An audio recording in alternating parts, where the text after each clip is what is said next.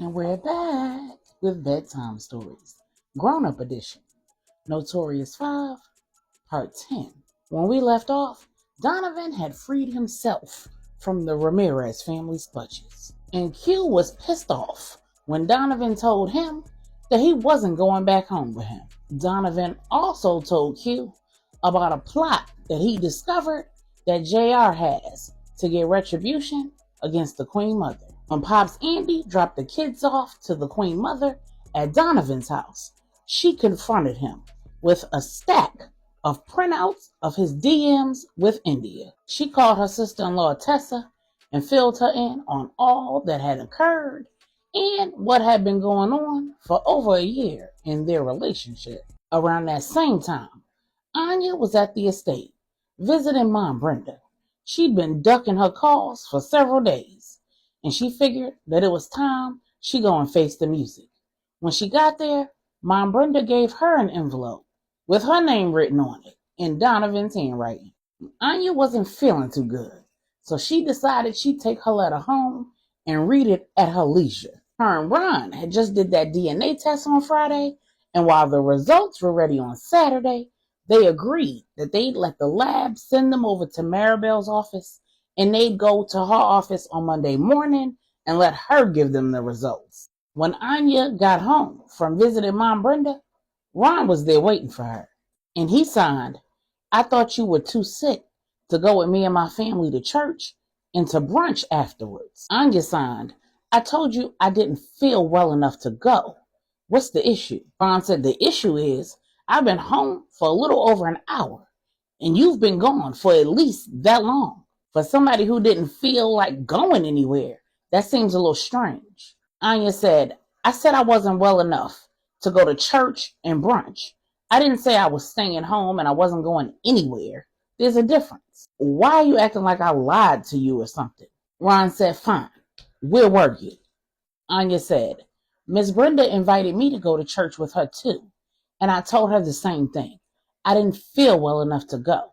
So she asked me to come by the estate when she got home, just for a little while. So I relented. We talked for a few minutes, and then she gave me this."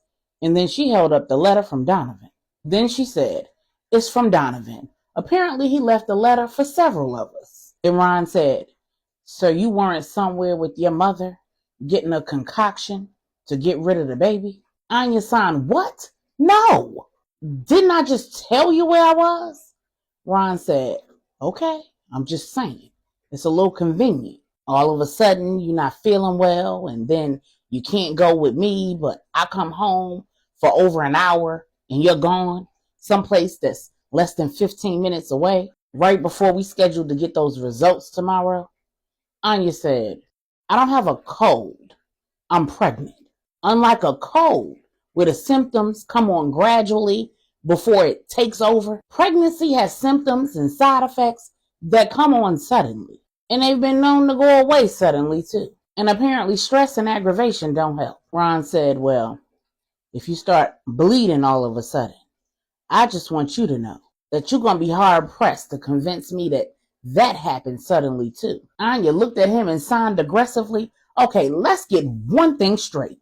Whatever I decide to do, I'm going to do it with my head held high and my chest out. Ain't no punking me. So if I decide to get rid of this baby, I'm not going to sneak and do it. I'm going to tell you straight up what it is. And you can do whatever the hell you want to do. You're not going to guilt me or threaten me into doing anything I don't want to do. I don't know who you are right now, Ron. But more importantly, I don't know who the hell you think I am." Ron didn't know what the hell had gotten into his wife lately. His sweet, soft-spoken Anya was somebody else. And that's what he said. He said, "You've changed." And Anya said, "You think?" Later that night, Hugh returned to Dallas. On the trip home, he decided he didn't want anyone to know he was back yet. When he landed at his family's private airstrip, he told his Uncle Art that. And Uncle Art agreed to keep his secret. Then he called Maribel. And when he told her that Donovan didn't come home with him, she was pissed. He asked if he could stay at her estate, and he asked her not to tell anyone that he was back either. And then he told her that he'd explain While Donovan decided not to return yet. When she agreed, he asked how his wife and his children were doing. When she brought him up to speed and let him know that Angela was scheduled to be released on Tuesday, he breathed a sigh of relief. Then he let her know that he'd be by the estate later on that night. And then he headed to the hotel where Woody and Wise were staying. When he pulled up outside, he called Woody, and Woody and Wise came right down. They hopped in the car, and after introductions were made, they made their way to the safe house. Initially, Q had purchased the house for Woody to stay in so that he could move out of the hotel. But Woody said he's much more comfortable staying at a hotel because it allows him to pack up and go at a moment's notice. He can also check out and check into another hotel if the block gets hot. He prefers temporary lodging over being tethered to a permanent residence, especially being a single man without a wife or a family. So the two men agreed that if nothing else, they'd keep the house just in case they needed to put up a visitor there or a member of the family or something happened and they all had to get low. In the meantime, Woody has free reign of the residence and he's made it comfortable for himself. When they arrive, the men sit down at the table.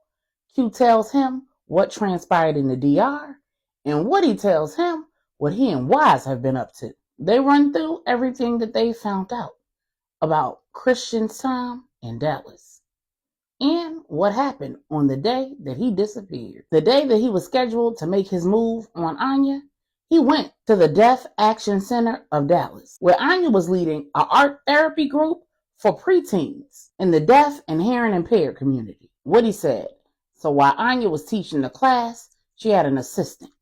According to the assistant, she saw Christian walk in.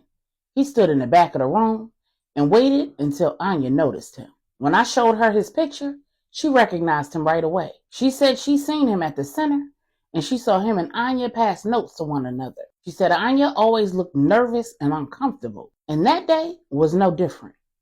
When she had an opportunity, she went to the back to see what he wanted, and she took over the class. Dude passed Anya a note and walked out. She read the note, put it in her pocket, and fumbled through teaching the rest of the class. When the class was over, she rushed out.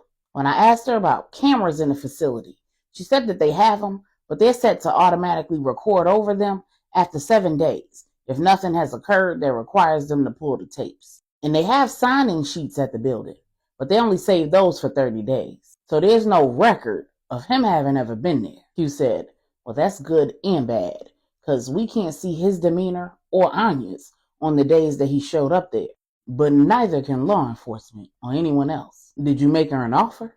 Woody said, I did, but apparently her and Anya are really good friends. So she asked me if the man was bothering Anya.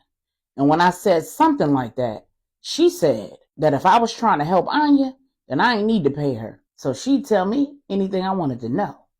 Then she told me that Anya's usually there about 4 or 5 days out of the week. But after that day, she cut back to only 2. She'd been teaching 3 classes, the art group, some sign language class for parents with children newly diagnosed as deaf or hearing impaired, and she was also the co-leader of an essay advocacy group. Well, she stopped coming on those other days just to volunteer, and she stopped being a co-leader of the advocacy group. She's also been distant, and she stopped returning the girls' calls. Then Woody went on to say that the last day that Christian showed up at the center, Anya's car was picked up on the LPR system, traveling to the south side in one of the poorer economic areas of Dallas. The center, her house, and the estate are all on the complete opposite side, in the more upscale north side of Dallas. Hearing that, Q said, bro, please tell me that there's not a tape out there that shows that man. Woody cut him off and said, no, there isn't. But you need to talk to Donovan ASAP. Meanwhile, Stephanie and the Queen Mother are having an interesting conversation. The Queen Mother has managed to convince Stephanie to unblock Angela. She's given her some tried and true Queen Pen advice. She said, you never use civilians when you're doing this kind of work, baby. You have to use those who are tried and true professionals in the game. And you always protect your loved ones. You don't put your nephew, your niece, your siblings, you don't put them in those kind of positions. It's just bad for business. Now, I know this was personal, but if you have plans to go into the life, which I don't necessarily agree with, that's a rule you're going to have to live by. If you want to stay out of jail and you want to keep the people that you love safe, you're going to have to keep the two separate, baby. Unless, of course, they're willing participants who've agreed to be in that life too. And you have to be honest with them. You can't manipulate them. You understand that, right? Stephanie was like, yeah, I get it. I guess I just wasn't thinking about it like that. You're going to be a mother soon, the Queen Mother said. And you're going to feel a little different about some things when you have that baby that you are responsible for. And I don't know how you and Corey are going to work all this out, but I'll be in prayer that you do. Now, I understand where Mom Brenda's coming from, but I feel a little differently about this whole Denver thing. I don't see anything wrong with you bugging their hotel room if it'll get you the information that you need. But you got to be careful. You've got to have an open mind, and you've got to be able to look at the situation objectively. Are you sure you can do that? When Stephanie asked the Queen Mother if she would be willing to listen to the tapes with her, the Queen Mother said, oh, that's right up my alley. I got you. Stephanie said, who knew? You a rider. The Queen Mother said, oh, baby, I does this. And then, because misery loves company, the two women commiserated over their husbands and their marriages. Believing that she'd found a kindred spirit, Stephanie told the Queen Mother things that she hadn't told another living soul about her marriage, how she feels about Pastor Corey, how she feels about the prospects of becoming the head of the Lopez family, and how she feels about becoming a mother. What Stephanie didn't know was the Queen Mother and Mom Brenda were in cahoots. They devised a plan in which the Queen Mother would have this very conversation with Stephanie, encourage her to share all, and the two women would do what they do best.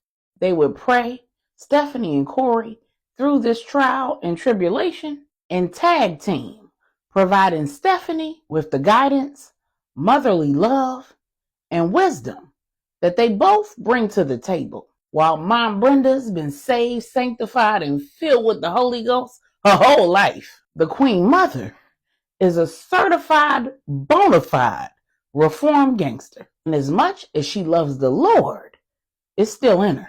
She might be the reason for the phrase, pray with me, don't play with me.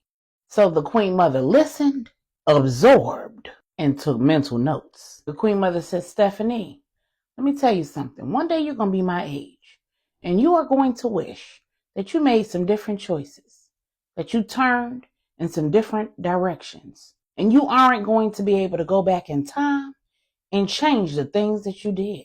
You're going to ring some bells you're not going to be able to unring. You are currently living in an answered prayer, and if you don't learn to appreciate what you have, the time will come when you won't have it, and you'll wish you do. Now, I can't tell you what to do, and I can't tell you how this is all going to work out, but I can tell you that in all things, a woman needs wisdom, prayer, and wise counsel. I'm going to keep you in prayer, and if you ever need wise counsel, I'm here, but you're going to have to get the wisdom on your own.